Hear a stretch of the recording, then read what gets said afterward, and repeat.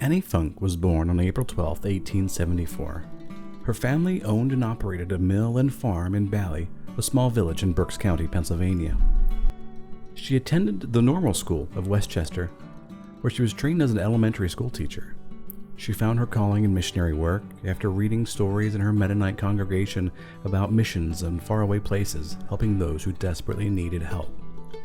She would later enroll in the Northfield Bible School in Massachusetts, where she received training in areas such as medicine, construction, and Bible studies.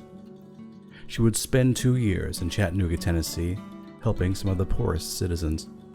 Her next stop was Paterson, New Jersey, where she was elected Assistant Secretary of the Young Women's Christian Association, where she helped young women and immigrants.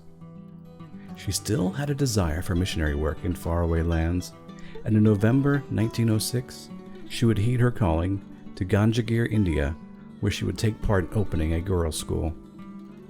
She lived in India for 5 years, and one day Annie received an urgent telegram from home informing her that her mother was ill and to return home immediately. Annie traveled home from India to London. She wrote a letter to her family when she reached Versailles, France, in which she explained that she was scheduled to depart on the ship Haverford from Liverpool. Her plans changed, however, when she learned that the Haverford would be delayed over a week due to a coal strike. Again, she wrote her family to say that she'd spent a little extra gold for a second-class ticket aboard the Titanic. Her 38th birthday was spent aboard the Titanic, just days before it hit an iceberg. During the night of the sinking, she was awoken by stewards who informed her that they were filling the lifeboats. When Annie was ready to board the lifeboat, a woman came pushing through with her children. Annie stepped aside so the woman and her children could board. Unfortunately, this was the last seat available on the lifeboat, and Annie would not find another lifeboat. Her family held out hope, keeping in touch with a family friend whose name was Annie Allenbach, who was a school teacher as well in Brooklyn.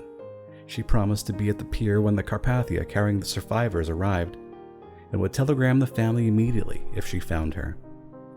They never received a word.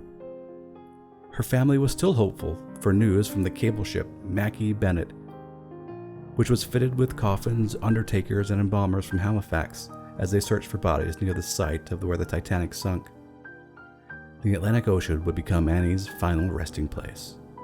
Annie Funk's legacy would continue on in India.